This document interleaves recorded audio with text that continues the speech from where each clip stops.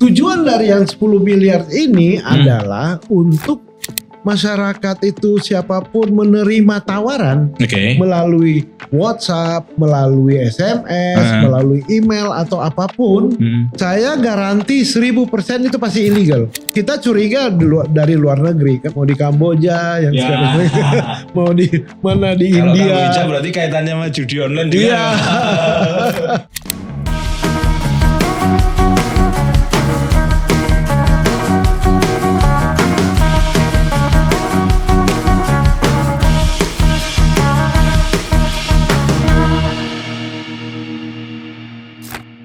Kalau saya menjelaskan atau berbicara tentang pinjaman online, pasti kalian akan mengaitkan dengan hal-hal yang kurang mengenakkan.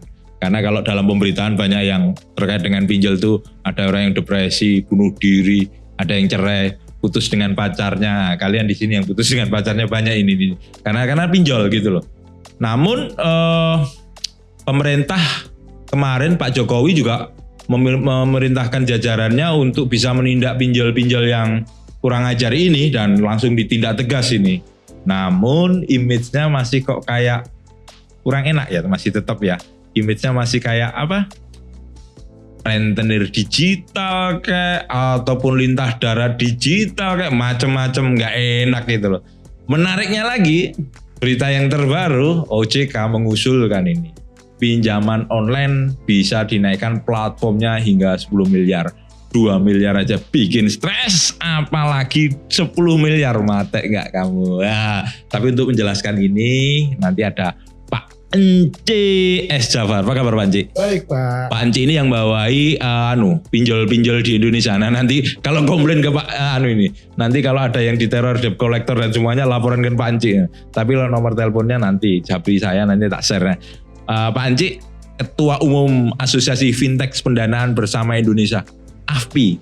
Bawahi apa aja nih Pak AFPI ini Pak? Oke. Jelasin dulu Pak, ini AFPI dulu Pak, sebelum kita nanti ngomongin pinjol nih Pak. Oke. Baik. Don Juan ya. Don Juan saya Pak. Don Juan. Don Juan. Yang pertama adalah saya mau jelaskan dulu bahwa kami itu bukan pinjol. Oh gitu. Itu yang pertama. Kami adalah fintech peer-to-peer lending yang berizin di OJK. Oke. Ya. Pinjol ini adalah pinjaman online yang ilegal. Yang ilegal, yang sangat meresahkan masyarakat. Tapi ada yang legal kan Pak? Ya, kami ini adalah fintech peer-to-peer lending, bukan pinjol. Bukan pun pinjol ilegal. Kami bukan pinjol. Kenapa? Karena yang tadi disampaikan ada bunuh diri, depresi, cerai, itu selalu yang dituduh kami.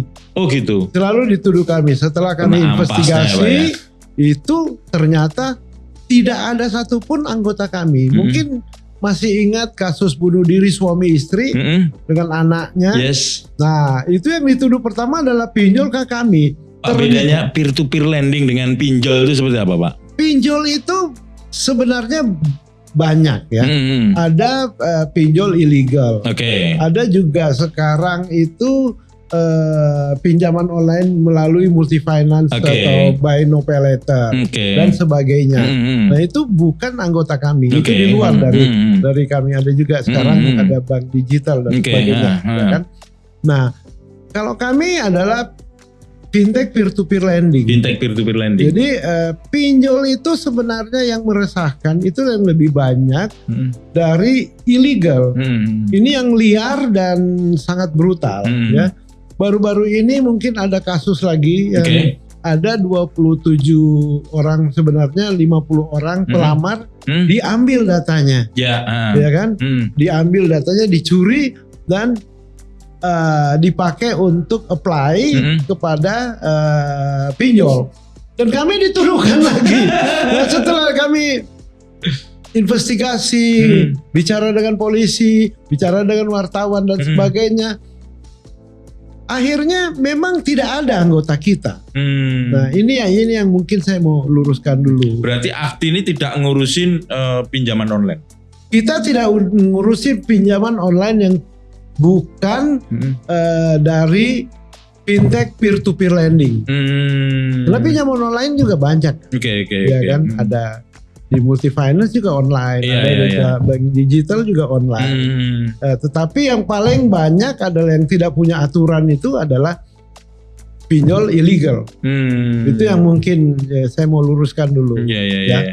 Nah, kami itu tadi disampaikan sama Don Cuan ini, lintah digital. Mas Don Cuan.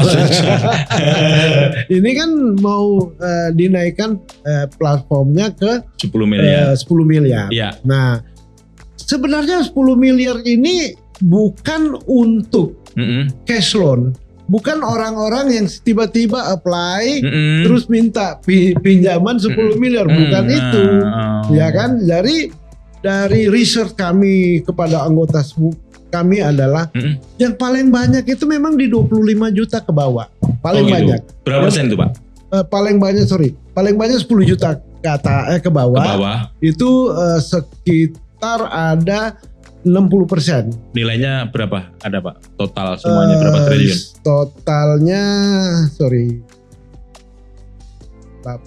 sekitar 30 triliun sekian ya. Oke. Nah, itu 10 juta ke bawah. 10 juta ke bawah itu sekitar 3 kali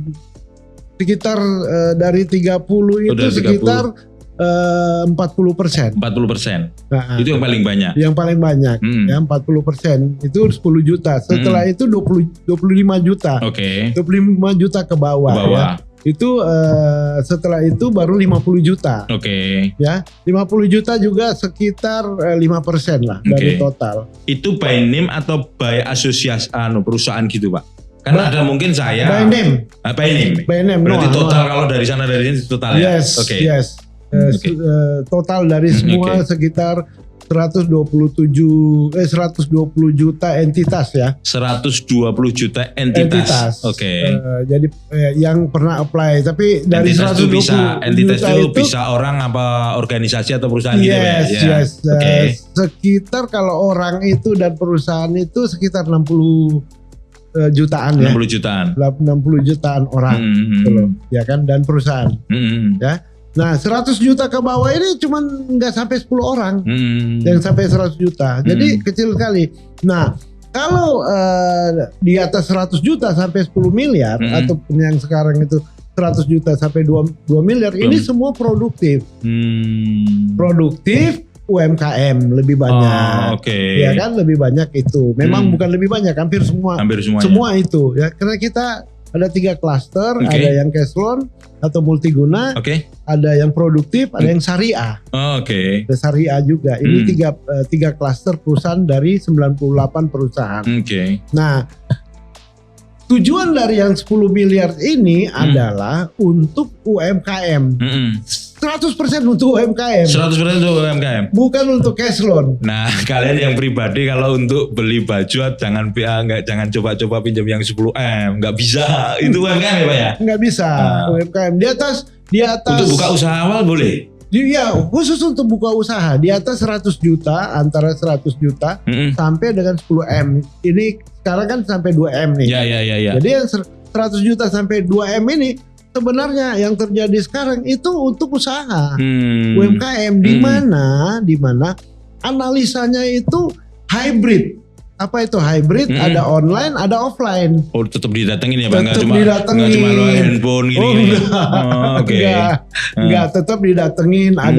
Ada namanya RM-nya, relationship manager, ada analisnya, ada yang bagian. Tapi lebih cepat kan, Pak, dibanding lembaga keuangan yang lainnya. Ya, kenapa UMKM pembiayaan UMKM di kita itu cukup diminati sama masyarakat? Karena kita punya 2 kelebihan nih. Apa itu, Pak? Yang pertama cepat, yang kedua mudah. Tapi kan bunganya tinggi, Pak. Nah, bunga tinggi itu kan karena yang pertama kebanyakan memang, tidak semua, kebanyakan itu tanpa jaminan kan. Ya, tanpa agunan. Dan fintech peer-to-peer lending ini atau fintech lending yang ada di kami ini sebenarnya market kita di mana sih? Market kita itu yang unbanked people, masyarakat yang unbanked. Pak, yang unbanked berapa sih, Pak, sebenarnya masyarakat kita, Pak? Unbanked masyarakat kita sekitar hampir hampir unbank sekarang itu ada 120 jutaan dari 270 juta ya. Ya. Oke. Sekitar itu. Cukup besar ya. Masih besar. Nah nyasarnya di UMKM aja itu tinggi, ada 46 juta UMKM yang belum tersentuh oleh bank. Makanya nyari pembiayaan sulit banget dia ya. Betul. Ujungnya kalau di kampung saya di Solo Pak, itu maksudnya ke bank detail, bank pecit gitu-gitu Pak. Iya, gitu, betul. Itu sampai sekarang ternyata masih ada itu Pak. Itu menunjukkan ya. Nah saya ketika saya liputan kalau di bank ada semuanya, itu menunjukkan bahwa perbankan belum bisa sampai akses ke yang kecil-kecil itu. Sebenarnya perbankan ini karena perlu saya juga sampaikan. Ya, ini harus diluruskan nih Pak. Ya. Ini karena banyak yang kayak saya dan Cuan ini yang berpikirannya seperti itu Pak. Betul. Perbankan ini kan memang sangat prudent Pak. Bank ini sangat prudent. Karena apa? Karena dia bertanggung jawab atas dana masyarakat, deposito, tabungan. Yang dikelola itu dana masyarakat. Bukan dananya owner. Bukan dananya owner. Tuh, kalian jangan nyalain perbankan, itu uangnya masyarakat loh. Mereka itu loh suka nyalain, Pak. Iya. Saya emang enggak, Pak. Jadi dana masyarakat ini harus dipertanggungjawabkan. Iya. Sehingga persyaratan kredit itu sangat ketat, sangat tight ya, ketat. Karena gitu ini bukan uang dia. Bukan dia gitu loh. Ini sangat berbahaya sekali kalau kreditnya itu tapisannya longgar kan. NPL-nya pasti tinggi. Pak, berarti kalau penaikan plafon di 10 miliar ini kabar yang buruk atau kabar menyenangkan ya berarti ya? Untuk siapa? Untuk bank. Untuk UMKM atau untuk industri fintech peer to peer lending. Tentunya kabar yang menyenangkan untuk baik kami sebagai pelaku usaha maupun masyarakat UMKM. Karena apa? Ternyata dari permintaan, ini kita ngomong permintaan dan ini market. Ini berdasarkan permintaan atau apa? Akhirnya keputusan dinaikkan? Permintaan, permintaan. OJK memutuskan ini karena berdasarkan permintaan market yang ada, permintaan market nih. Jadi permintaan market itu ternyata di atas 2 miliar sampai 10 miliar ini lebih aman. Satu, dan memang banyak. Ada NPL-nya berapa Pak? Saat ini kan NPL kita nggak sampai 3%. 3% ya? Nggak sampai 2,8 lah ya, 2,8 sekian persen. Nah permintaan ini cukup tinggi dan para lender, nah ini kan bedanya dengan bank. Kita kan ada lender yang punya duit ini. Ada borrower. Ya, dia lebih suka sebenarnya yang di atas 2 miliar. Gitu. Kenapa? Kalau di atas 2 miliar sampai 10 miliar itu lebih aman. Itu lebih aman, perusahaannya lebih stabil, sudah berpengalaman, terus kemungkinan untuk minta jaminan itu besar. Kemungkinannya besar. Dan karena mereka pasti mungkin punya jaminan ya Pak ya? Iya, pasti kalau udah gede-gede minta jaminan dong Pak, ya kan? Nah ini yang membuat OJK dan kami juga untuk kenapa menaikkan credit size ini atau plafon ini menjadi 10 miliar. Karena lebih aman Pak. Dibanding yang di bawah 2 miliar ini kan masih kembang kempis kadang-kadang UMKM ini ya, tapi kalau yang di atas 2 miliar sampai 10 miliar ini mereka lebih stabil lah, lebih berkualitas ya, lebih berpengalaman di dalam usaha, di dalam bisnisnya dan kemungkinan meminta jaminan itu bisa. Mereka memberikan itu available di dalam. Ini berarti yang borrower, lender sama pengelolanya sama-sama cuan lah nanti ke depannya Pak ya? Yes, pasti. Makanya ini ketemu antara lender juga confidence ya untuk memberikan pinjamannya, yang borrowernya juga udah siap gitu loh, ya udah siap. Pak, tapi kalau kayak gini. Ini sebenarnya kan aturan-aturan ini pemerintah kan mengatur dan semuanya. Tapi kan ada pihak-pihak seperti pinjol ilegal yang memanfaatkan sehingga terjadi banyak kasus-kasus sehingga image-nya jadi kurang bagus. Itu nanti Pak, kalau ada aturan-aturan baru ini, mereka nanti bisa memanfaatkan hal-hal seperti itu lagi nggak? Dan maksudku saya gini, masyarakat menerimanya itu berbeda. Mikirnya nanti wah berarti pinjaman saya nanti bisa bisa minjam lebih dan semuanya itu memungkinkan seperti itu nggak Pak? Tergantung. Kalau umpamanya masyarakat yang untuk multiguna, untuk konsumtif, itu tentunya kan pasti sadar dong, nggak mungkin lebih dari 100 juta. Iya kan? Tetapi kalau masyarakat yang usahanya mau meningkat, ya growth, yang naik terus, itu pasti diterima dengan positif ya. Ya, dengan pasti happy dengan adanya kebijakan ini, mungkin begitu. Pak, image yang tadi misalnya lintah darat digital, rentenir digital gitu. Kalau taraf mengganggu sudah pada taraf seperti apa Pak bagi teman-teman di AFDI ini Pak?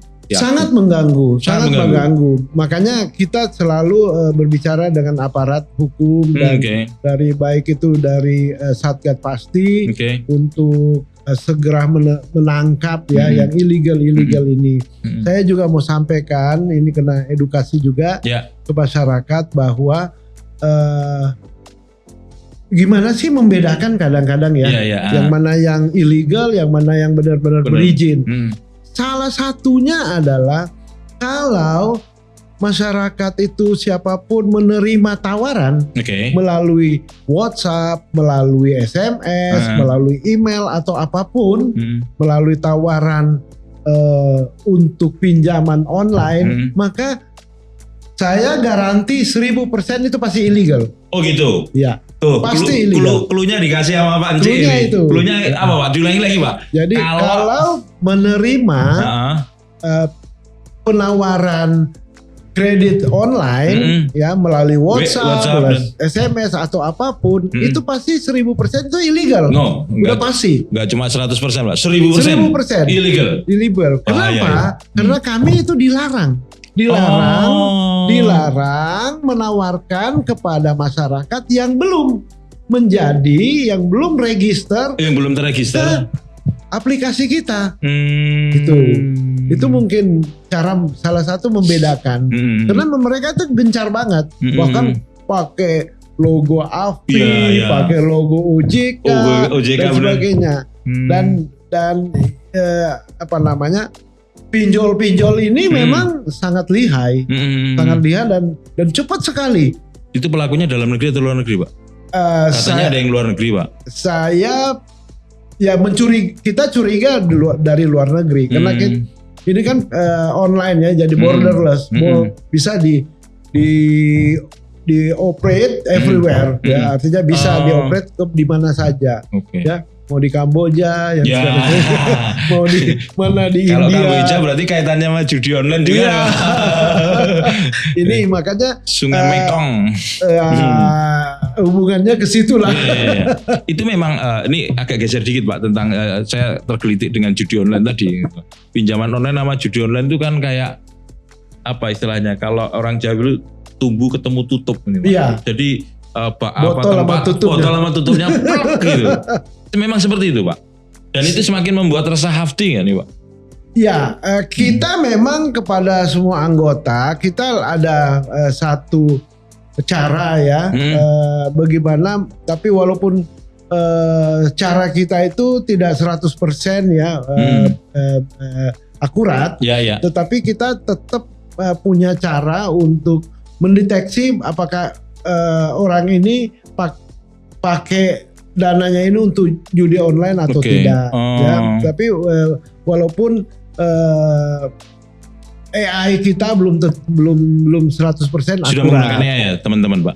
Iya pasti AI, pasti AI. Kita menggunakan AI, makanya semua proses itu lebih banyak mesin ya.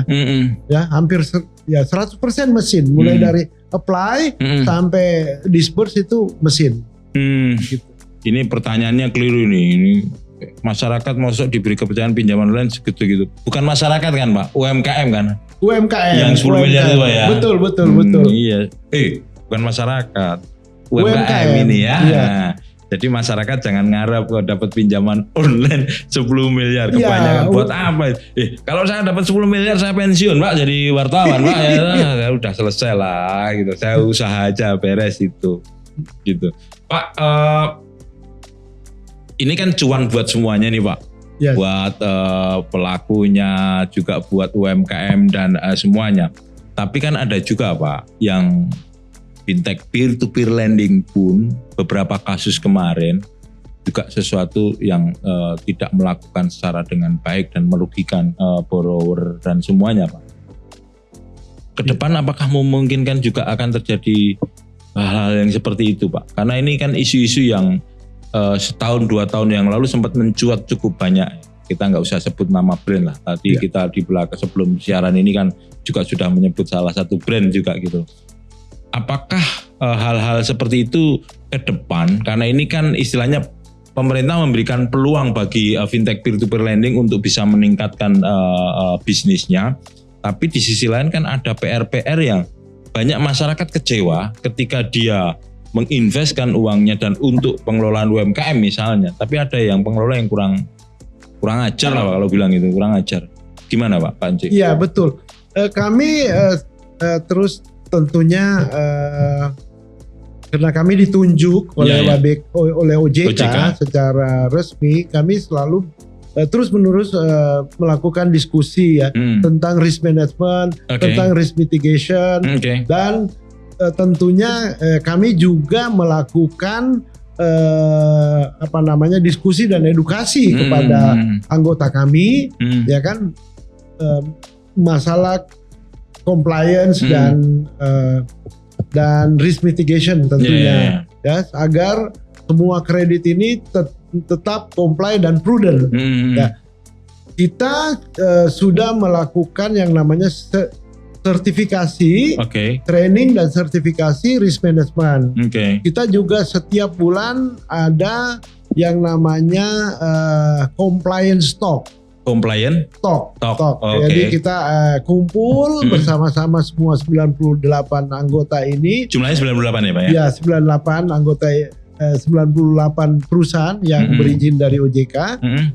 Kita melakukan diskusi untuk perbaikan ke depannya dan tentunya kita selalu bahas kasus-kasus yang ada supaya menjadi pelajaran bagi kita agar tidak terulang lagi.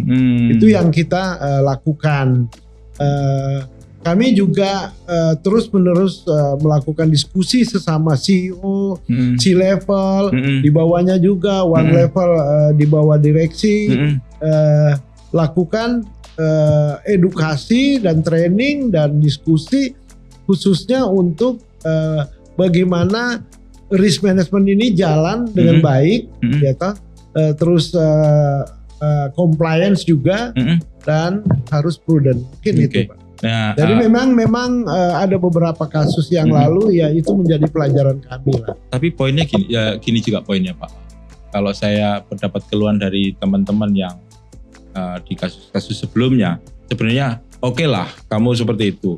Karena ada perjanjian di situ, uang saya nggak balik 100%, ya 80%, balikinlah uang saya 80% untuk saya investasikan yang ada. Memungkinkan nggak sih Pak ketika terjadi masalah-masalah seperti itu, perusahaan peer-to-peer lending itu bisa mengembalikan uangnya gitu, memungkinkan kan? Karena jujur Pak, kalau saya sendiri saya nggak tahu. Saya dulu liputan di Barreskrim tuh masalah dulu waktu itu yang kasus Cianjur itu loh Pak. Yang sapi atau apa itu, itu sapi itu kan juga penipuan yang kalau dulu masih investasi kan, itu kan penipuan dan seperti itu. Dan sekarang karena digitalisasi, uangnya ujung-ujungnya yang investor itu tidak balik. Padahal investor kan pengennya yang penting uangku balik deh, terserah lo deh, nggak 100% nggak apa-apa. Memungkinkan nggak Pak? Ada jaminan bahwa ketika nanti ada apa-apa, investor ini uangnya bisa paling nggak balik 80% ataupun kalau nggak bisa seluruhnya. Nah ini yang perlu kita luruskan Pak, karena kami, kami ini kan sebenarnya kan platform Pak ya.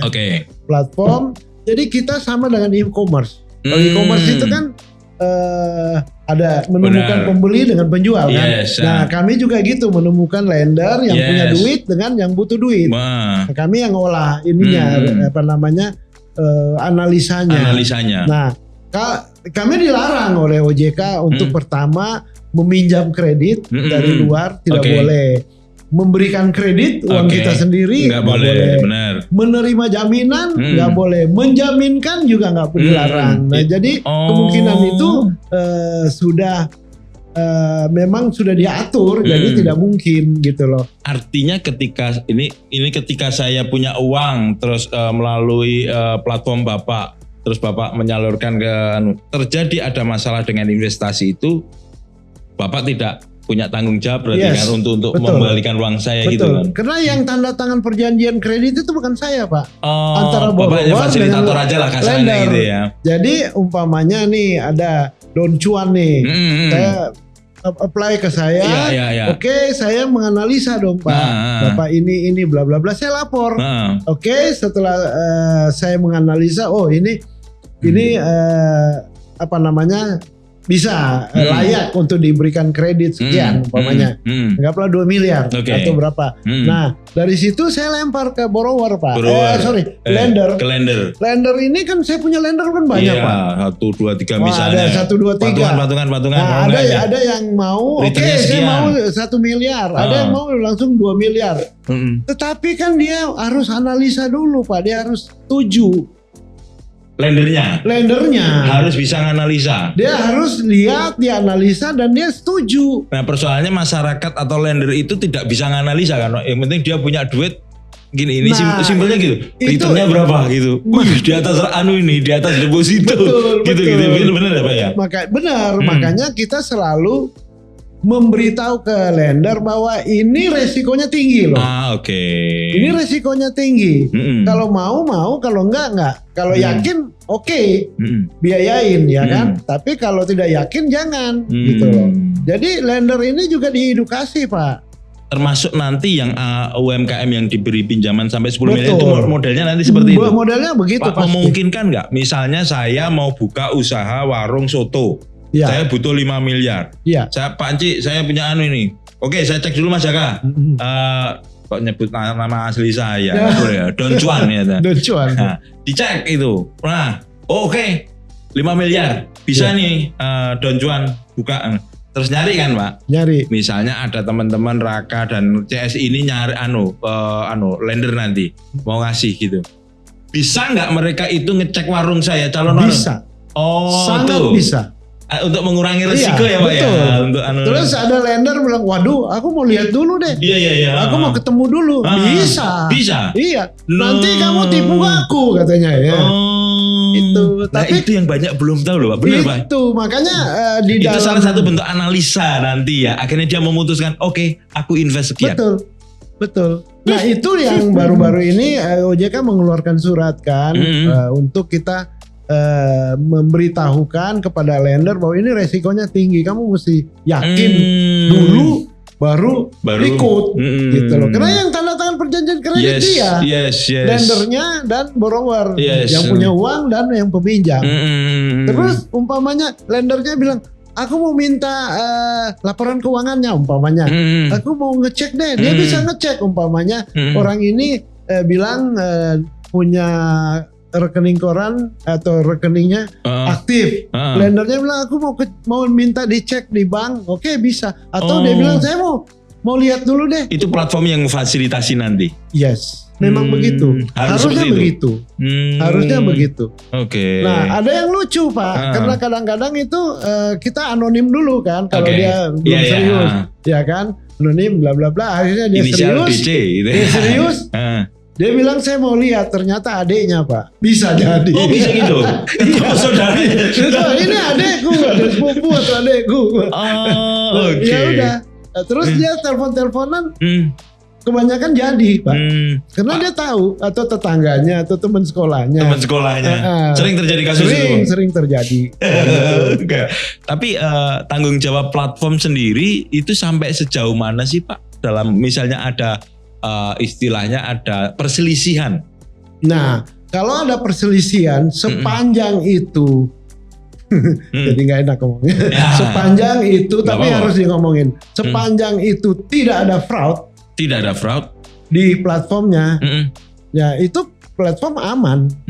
Tapi kalau dia memalsukan umpamanya infonya, saya dipalsukan, biar mendapat dana, biar untuk mendapat dana untuk ataupun kepentingan fiktif, hal yang lain ya Pak ya. Ya fiktif, dia bilang ada usahanya padahal lendernya juga oke-oke aja. Ya itu bisa dibuktikan dengan itu bisa masuk pengadilan Pak, pidana. Oke. Termasuk kasus yang itu ya Pak ya? Ya. Yang tadi itu ya? Ya. Yang tadi itu. Gitu. Itu ya bisa aja. Jadi kalaupun nanti terjadi dispute, itu bisa ke pengadilan Pak. Kalau didapatin adanya penipuan ya bisa dituntut pidana kan. Tapi dari 98 itu firm ya Pak ya? Mengikuti aturan-aturan yang... Harus ikutin Pak. Kalau enggak... keluar dari kalau tidak ya satu kita ada namanya code of conduct, pedoman perilaku harus ditaati oleh anggota. Tapi yang paling penting adanya peraturan dari OJK Pak. OJK terus monitor dan memeriksa secara ketat. Sejauh ini dimonitor kan Pak? Sejauh ini diperiksa secara ketat ya. Ya, makasih OJK, dipantau terus. Ini karena lagi tren ini literasi masyarakat untuk dapat akses keuangan biar lebih aman. Artinya gini Pak, kenaikan dari 2 miliar ke 10 miliar itu kan sebenarnya hal yang sangat menguntungkan. Sangat menguntungkan untuk UMKM Pak. Juga bagi-bagi, ini kan banyak di sini Pak, ini Sumaker semua nih Pak. Sumaker, sugih mata kiri Pak. Dia kaya tapi pakaiannya gini ini tapi uangnya banyak.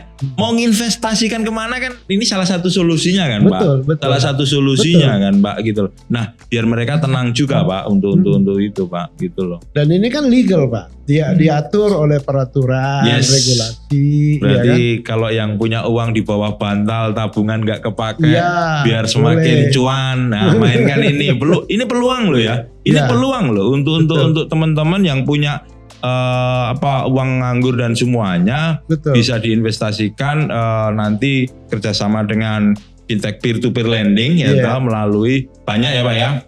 Nanti bisa menyalurkan. Returnnya sampai berapa sih Pak rata-rata Pak? Returnnya kalau itu sih di angka antara 14 sampai 16%. Tapi resikonya juga ada. Kalian teman-teman harus juga analisa itu juga dan semuanya. Jangan hanya ngelihat. Kalau saya itu kadang Pak, resiko buruknya apa?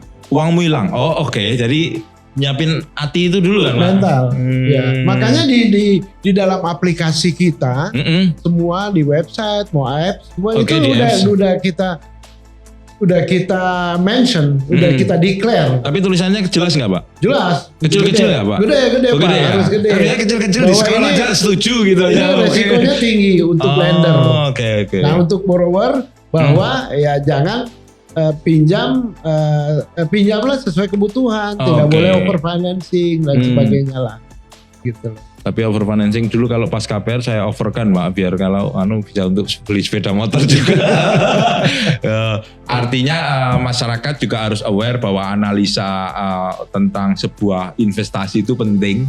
Kalau high risk, high return. High return, jangan cuma ngelihat high returnnya, high risknya juga tinggi ya Pak. Artinya pinjaman dari peningkatan platform 10 miliar ini terhadap UMKM, saya menyebutnya bukan pinjol berarti Pak ya, peer-to-peer lending. Fintech lending Pak. Fintech lending ya. Fintech lending karena ini yang benar-benar itu cukup menguntungkan buat kalian. Cuan mengalir bro, uang-uang di bawah bantal di tabungan, mending untuk sesuatu yang produktif, bukan sesuatu yang konsumtif. Anji, matur nuwun, terima kasih atas penjelasannya. Semoga ini bisa menjadi edukasi masyarakat. Karena banyak masyarakat yang perlu menginvestasikan ataupun menggunakan, bukan kalau investasikan terlalu menggunakan uang-uangnya untuk hal-hal yang produktif, bukan hanya konsumtif. Karena dengan produktif, masyarakat teman-teman bisa cuan. Oke, nanti kita ngomong cuan lagi, jangan ngomong cuan tanpa cuan. Terima kasih. Makasih Pak. Thank you, matur nuwun Pak. Terima kasih Pak.